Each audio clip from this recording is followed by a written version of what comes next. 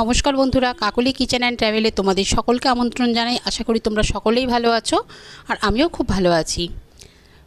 শীতকাল মানেই কিন্তু সর্দি কাশি নানা রকম রোগের সমস্যা হয়। আর এই সময় পাওয়া যায় একটা খুব ভালো জিনিস, সেটা হচ্ছে সজনা ফুল। এই সজনা ফুলে কিন্তু প্রচুর খাদ্যগুণ আছে আর আজকে আমি সেটাই বানাচ্ছি। সজনা ফুলে চচ্চড়ি বানানোর জন্য কড়াইতে দিয়েছি সর্ষের তেল, একটু কালো জিরে আর কাঁচা লঙ্কা।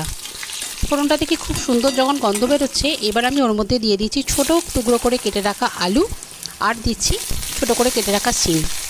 এই সামান্য জিনিস দিয়েই কিন্তু এটা রান্না হয়ে যাবে আর এটা খেতেও কিন্তু খুব দুর্দান্ত হয় আর এটা কিন্তু ভীষণ উপকারী এই সময়ের জন্য। সবজিগুলোকে বেশ ভাজা ভাজা হয়ে গেছে, দিয়ে দিলাম অল্প একটু হলুদ আর দিচ্ছি কেটে রাখা হচ্ছে টমেটো আর দেবো এতে পরিমাণ মতো নুন। এবার আমি এটাকে খুব ভালোভাবে নাড়াচাড়া করে একটু চাপা দিয়ে দেবো, কেন আমি এটাতে কোনো রকম জলের ব্যবহার করব না। সজনে ফুলের মধ্যে রয়েছে প্রচুর অ্যান্টিঅক্সিডেন্ট, যা কিন্তু আমাদের রক্তকে পরিষ্কার করতে সাহায্য করে। আর দেখো 10 মিনিট মতো হয়ে গেছে, ঢাকনাটা খুলেছি, দেখছি এটাকে একটু নাড়াচাড়া করে দিচ্ছি। এবার আমি এর মধ্যে দিয়ে দেবো যে সজনা ফুল এনেছি, সেটাকে ধুয়ে পরিষ্কার করে রেখেছি। এবার আমি ওগুলোকেই দিয়ে দেবো। আর সজনা ফুল কিন্তু খেতেও খুব ভালো হয়। আর এই সজনা ফুলটা কিন্তু এবার আমি দিয়ে দিচ্ছি। আর এই ঋতু বদলের সময় কিন্তু সজনা ফুল কিন্তু প্রচণ্ড উপকারী, এটা কিন্তু রোগ প্রতিরোধের কিন্তু ক্ষমতাকে বাড়িয়ে দেয়। আর এতে কিন্তু প্রচুর ভিটামিন সিও আছে, আমাদের শরীরের জন্য ভীষণ প্রয়োজন সেটা। তাই সজনা ফুল কিন্তু এই সময় খাওয়াটা খুব প্রয়োজন। এবার আমি দিয়ে দিচ্ছি সজনা ফুলগুলোকে দিয়ে এটা আমি একটু অল্প নাড়াচাড়া করে আবার আমি এটা চাপা দিয়ে দেবো।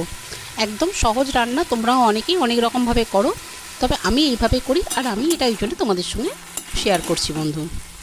আর আমার চ্যানেলের নতুন বন্ধু পুরনো বন্ধু তোমাদের সকলকে অনেক অনেক ভালোবাসা, এইভাবে আমাকে সাপোর্ট করার জন্য, আমার পাশে থাকার জন্য। আর যারা এখনও পর্যন্ত আমার চ্যানেলটাকে সাবস্ক্রাইব করোনি, প্লিজ তোমরা আমার চ্যানেলটা সাবস্ক্রাইব করে আমার পাশে থেকো। এবার সজনা ফুলটাকে দেওয়ার পরে আবার একটু নাড়াচাড়া হয়ে গেছে, এবার আমি এটাকে একটু চাপা দিয়ে রান্না হতে দেবো। চাপা দিয়ে রান্না দেখো পুরো সিদ্ধ হয়ে গেছে, একদম বেশ মাখামাখা একটা অবস্থা হয়ে গেছে। এবার আমি আগে থেকে একটু কাঁচা লঙ্কা সামান্য একটু সর্ষে বেটে রেখেছিলাম, এবার সেটা দিয়ে দিচ্ছি। খুব অল্প একটু জিনিস দিলাম যাতে এর পুরোপুরি খাদ্যগুণটা বজায় থাকে, তার জন্য একটু তেল মশলাটা কম দেওয়া। এবার আমি এটা সর্ষেটা দিয়েছি, দেওয়ার পর একটু নাড়াচাড়া করব। দেখো একদম শুকনো হয়ে গেছে। আজকে আমার সজনা ফুলের চচ্চড়ি রেডি খাওয়ার জন্য। আর ভিডিওটা যদি ভালো লেগে থাকে বন্ধুরা, প্লিজ লাইক শেয়ার কমেন্ট করতে ভুলো না। আর আজকের মতো ভিডিওটা এখানেই শেষ করছি। তোমরা সকলে খুব ভালো থেকো।